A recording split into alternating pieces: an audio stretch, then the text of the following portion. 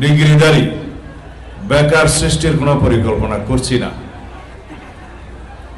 বর্তমান সরকারের শিক্ষা পরিকল্পনা আমরা ঘোষণা করেছি, 31 দফার ভিত্তিতে ঘোষণা করেছি, এবং আমরা সামনে যে পরিকল্পনা করব তার যে কর্মসূচি সেটা আমরা জাতির সামনে উন্মুক্ত করেছি নির্বাচনের আগে এবং এখনো।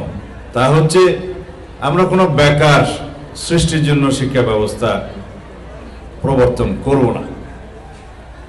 সবাইকে কর্মক্ষম হাতে পরিণত হতে হবে এবং সবাই নিজের এবং দেশের জন্য একজন দক্ষ নাগরিক হিসেবে গড়ে উঠবে। সেই জন্য আমরা প্রাথমিক স্তর থেকে শুরু করে উচ্চ মাধ্যমিক পর্যন্ত এই পর্যায়ের শিক্ষা ব্যবস্থায় আমরা বলেছি ভোকেশনাল ট্রেনিং সবাইকে নিতে হবে। যে কোনো একটা ট্রেডে যেটা সে পছন্দ করবে কারিগরি শিক্ষা নিতে হবে। যে কোনো একটি অথবা দুটি বিদেশি শিক্ষা ভাষা শিখতে হবে। বাংলা ইংরেজির পাশাপাশি আরেকটি তৃতীয় ভাষা শিখতে হবে।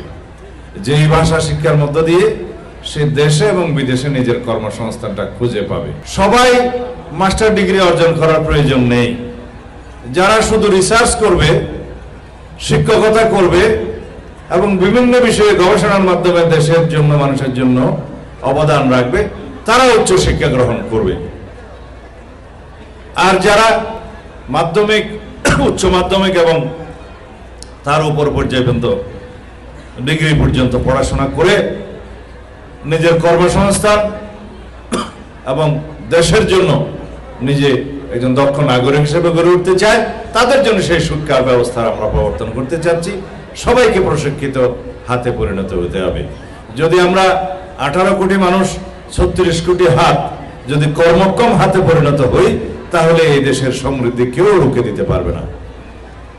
অর্থনৈতিক উন্নয়ন, নিজের উন্নয়ন, পরিবার এবং সমাজের সমৃদ্ধি নিজেই করতে পারবে। অতীতের সনাতনী শিক্ষা ব্যবস্থার মধ্য দিয়ে আমরা শুধু কোটি কোটি বেকার যুবক যুবতী সৃষ্টি করেছি।